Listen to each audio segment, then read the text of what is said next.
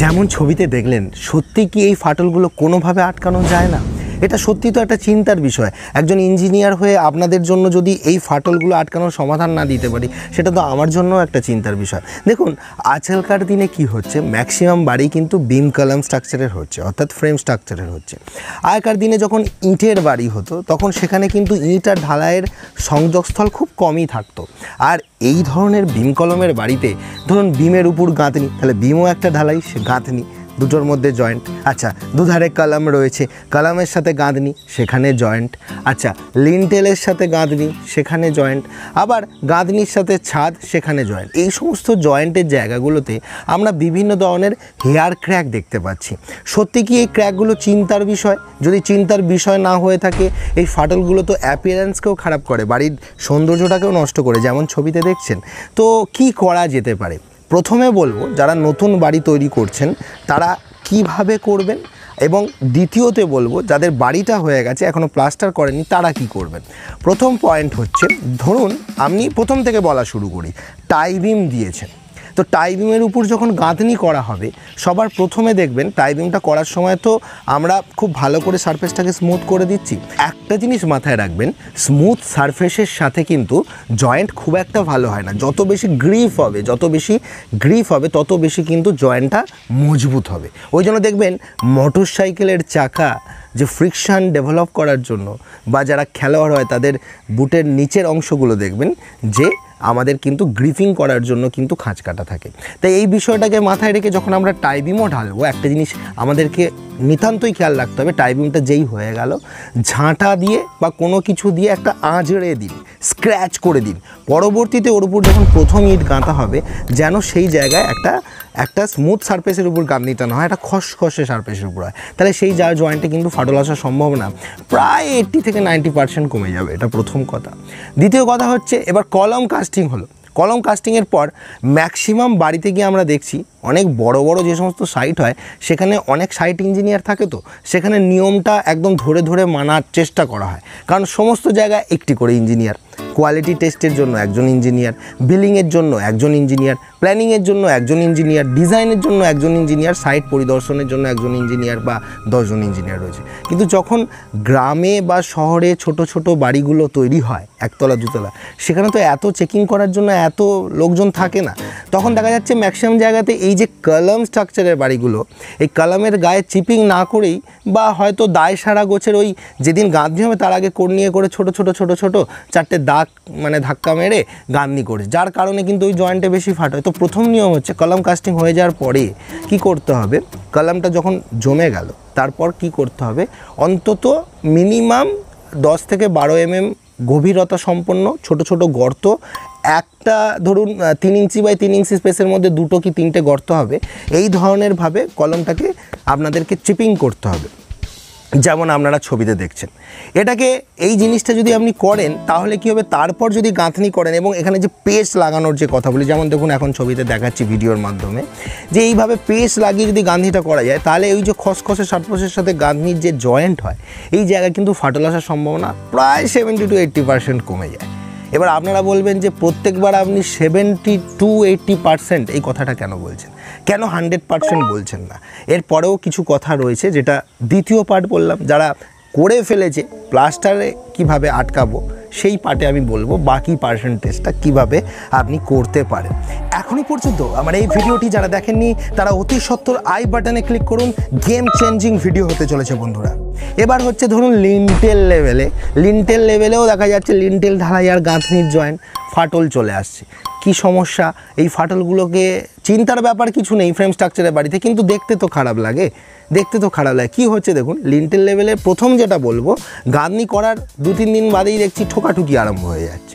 এটা করা যাবে না। অন্তত লিনটেল লেভেলে গাঁথনিটা করে 6 থেকে 7 দিন রেস্ট দিতে হবে প্রথম কথা। নাহলে ওই জায়গাটায় ওই ইট প্রথম লাস্টের ইটগুলো নড়ে যায় বলে লিনটেল নিচে একটা ক্র্যাক জেনারেট করে।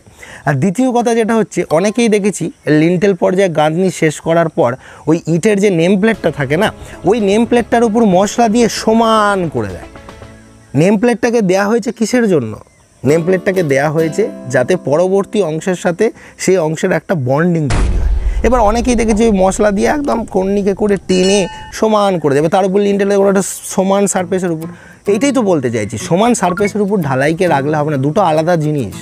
ঢালাই একটা আলাদা মেটেরিয়াল, গাঁথনি একটা আলাদা মেটেরিয়াল। ম্যাক্সিমাম বাড়িতে দেখা যায় মাটির ইট আর ঢালাইয়ের এই যে কম্বিনেশনটা, এটা এই বাড়া কমার কারণে, টেম্পারেচার জনিত কারণে, নানান কারণে কিন্তু এই থার্মাল স্ট্রেস স্ট্রেন ডেভেলপের কারণে কিন্তু এই ক্র্যাকটা জেনারেট করে। টেকনিক্যাল ভাষায় বলবো না, খুব সহজ সরল ভাষায় বলছি। তাহলে কি করতে হবে, লিন্টেল লেভেলে যখন গাঁথনিটা শেষ করলেন, ওখানে কিন্তু ওই নেম প্লেটের অংশগুলোকে মশলা দিয়ে বুঝিয়ে না দিয়ে ওইভাবে ছেড়ে দিন, 2-3 দিন 4 দিন 5 দিন রেস্ট দিন, তারপর লিন্টেল কাস্টিং করুন। দেখবেন ওই জয়েন্টটাও কিন্তু ফাটল আসার সম্ভাবনা অনেকটা। এবং লিন্টেলের উপরের অংশটাও ঢালাই হয়ে যাওয়ার পর স্ক্র্যাচ করে দিন। এবার প্রশ্ন হচ্ছে যে একইভাবে ছাদের নিচের অংশটাও তাই করতে হবে, ওই মশলাগুলোকে সমান করলে হবে না। অনেক জায়গায় অনেক ইঞ্জিনিয়ার, আমরাও গিয়ে করিয়েছি, এমনও সাইটে করিয়েছি, অনেক ইঞ্জিনিয়াররা এটাও বলে যে বিম যেহেতু, দেখুন আমাদের এটা কনফাইন্ড ম্যাসনারি স্ট্রাকচার নয়। কনফাইন্ড মানে হচ্ছে যেখানে গাঁথনিও লোড নেবে, আবার গাঁথনির পাশাপাশি কলমও সেই লোডটাকে নিতে সাহায্য করবে। আমাদের তো ফ্রেম স্ট্রাকচারের বাড়িতে ফ্রেমটা ইম্পর্টেন্ট। অনেক ইঞ্জিনিয়াররা কি করে, দেখা যায় যে ওই গাঁথনিটার উপরে নেট সিমেন্টিং করিয়ে একটা প্লেন স্মুথ সারফেস করে দেওয়া হয়, যাতে করে ওই ওয়াল বিমটা যখন ঢালাই হবে যেন ওয়াল বিমটার যেন ইউনিফর্ম স্ট্রেট লাইন বজায় থাকে। অনেক ইঞ্জিনিয়ারিং স্টুডেন্ট, অনেক ইঞ্জিনিয়ারও আমার ভিডিও দেখে উপকৃত হয়, তো তাই তাদের কাছে আর একটা কনফিউশন হয়ে যাবে, এটা সাধারণ মানুষের থেকে একটু হাটকে ছিল। এইটা এই কারণে বলছি, তখন মনে হতে পারে যে ইঞ্জিনিয়ার বাবু আপনি তো বলছেন যে ইটের নেম প্লেটটাকে না বোঝাতে, তাহলে যদি ওই স্মুথ না করি তাহলে ওয়াল বিমের ইউনিফর্মিটিটা নষ্ট হয়ে যাবে। দেখুন ওয়াল বিমের ইউনিফর্মিটিটা এক্ষেত্রে নষ্ট হওয়ার, আমি তো ওয়াল বিমের নিচে ধরে নিচ্ছি একটা পিসিসির মতো লেয়ার, যেটা ইটের সাথে বন্ডিং করছে, সেটাকে আমি ছেড়ে দিচ্ছি। কিন্তু ওই পিসিসির উপরে আমার যে বিমের নিচে কভার ব্লক ইউজ করে যে কভারটা দেওয়া আছে 1-1.5 ইঞ্চি, সেটাই আমার কভার। তাহলে এখানে আমি যদি এইভাবে বাড়িটা করতাম, যদি আগে ফ্রেমগুলো বানিয়ে নিতাম, যেটা ফ্রেম স্ট্রাকচারের নিয়ম, কলাম উঠে গেল, বিম উঠে গেল, ছাদ হয়ে গেল, তারপর গাঁথবো, সেক্ষেত্রে তো ওটা স্মুথই থাকতো। সেই জন্য ওই বাড়িগুলোতে তো আরও বেশি পরিমাণে এই সমস্যাটা দেখা যায়। আমরা ইঞ্জিনিয়ার হিসাবে বলি, যখন ওই 1তলা 2তলা বাড়ি করবেন, সঙ্গে সঙ্গেই গাঁথুন না। দরকার নেই ওই টেকনোলজি যেটা আপনি হয়তো বলবেন তাহলে ওরা কি ভুল করছে, না, ওরা ওদের জায়গায় ঠিক। সব কিছুর না একটা আলাদা আলাদা ব্যাপার আছে। এখনও পর্যন্ত বন্ধুরা আমার এই ভিডিওটি যারা দেখেননি, তারা অতি সত্বর আই বাটনে ক্লিক করুন আর এই ভিডিওটা দেখে আসুন। গেম চেঞ্জার হতে চলেছে বন্ধুরা। যেমন আপনি ধরুন একটা ছোট্ট এক্সাম্পল দিই, হ্যাঁ, আপনি টাটার গাড়ি কিনছেন, সেখানে আপনি মাইলেজ কম পাচ্ছেন কিন্তু সেফটি বেশি পাচ্ছেন। হয়রাস একটা মারুতি কোম্পানির গাড়ি কিনছেন, সেখানে দেখা যাচ্ছে সেফটি ফ্যাক্টরটা একটু কম কিন্তু মাইলেজটা অনেক বেশি। আমি কিন্তু কোনো প্রমোশন করতে চাইছি না, একটা এক্সাম্পল দিচ্ছি। সব জিনিসটা একসাথে পাওয়া যাবে না। একজন ধরুন আপনি বিয়ে করতে যাচ্ছেন, একজন মহিলাকে দারুণ দেখতে সুন্দর, হ্যাঁ, কিন্তু দেখা যাচ্ছে তার ব্যবহারটা একটু রুড। আপনি ভাবছেন একে নিয়ে কী করে সংসার করব।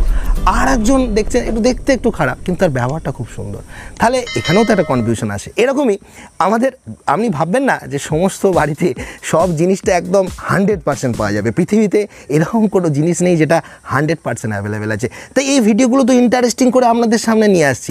তাই যখন আপনি ওইভাবে বাড়িটা করবেন, মানে যেভাবে দেখেন বড় বড় ফ্ল্যাটে হয়, সেক্ষেত্রে তো ওই জয়েন্টগুলোতে তো ক্র্যাক আরও বেশি করে আসবে।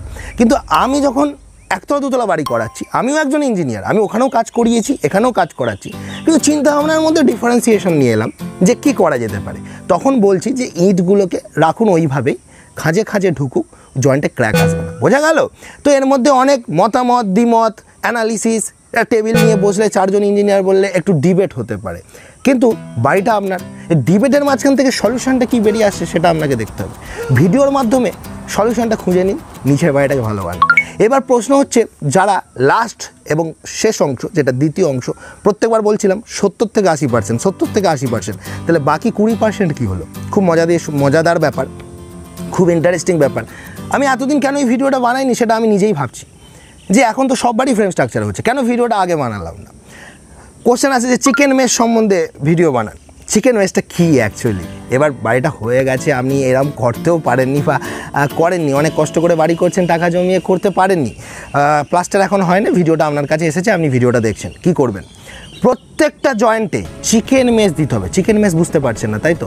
চিকেন মেশ কিছুই নয়, একটা হচ্ছে ব্যান্ডেজের মতো পট্টি। সেটা কি করে? ধরুন ঢালাই সারফেস আর গাঁথনি সারফেস, ঢালাইয়ের দিকে 3 থেকে 4 ইঞ্চি নিন আর গাঁথনির দিকে 3 থেকে 4 ইঞ্চি নিন। যেমন ছবিতে দেখাচ্ছি এইভাবে এই ওয়্যার মেশটা লাগিয়ে দিন।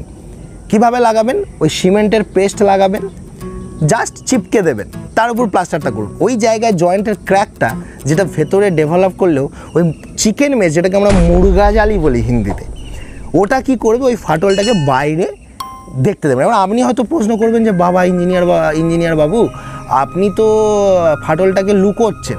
হ্যাঁ, এটা ওই অ্যাপিয়ারেন্সটাকে সুন্দর করার জন্যই করা হয়। এতে করে বললাম না, এই হেয়ার ক্র্যাকগুলো স্ট্রাকচারে সেরকম এফেক্ট করে না, কিন্তু ওই প্রথম থেকে প্রিকশন নেননি। তো যারা প্রিকশন নিয়েও করছেন, ওই যে 70 to 80 বলেছিলাম, বাকি 20-30টাকে অ্যাচিভ করার জন্য প্রত্যেকটা ঢালাইয়ের জয়েন্টে এই চিকেন মেস ইউজ করতে হবে। এবং আমরা সবসময় বলি জিআই মেসের পরিবর্তে যদি আপনারা ফাইবার মেস ইউজ করতে পারেন, that will be better for your structure. কারণ ফাইবারে কিন্তু কোনোভাবে মরিচা আসে না, কিন্তু জিআই যারা বিভিন্ন জায়গায় দেখেছি, জিআই ঠিক অরিজিনাল জিআই যদি না হয়, সেক্ষেত্রে লোহা, তো লোহার উপর কোটিং ঠিক না থাকলে সেই জায়গায় জং এসে ফিতে আবার বিপরীত ঘটনা ঘটে যায়। তাই এটা একটা ইম্পর্টেন্ট বিষয় ছিল, দারুণ বিষয় ছিল। আচ্ছা বন্ধুরা, আপনি এই চ্যানেলটা কেন সাবস্ক্রাইব করবেন জানেন?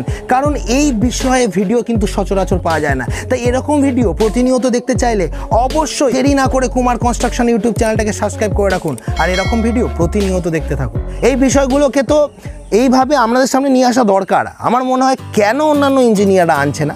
এই ভিডিওটা আমি ইংলিশ, হিন্দি বানাতে পারতাম।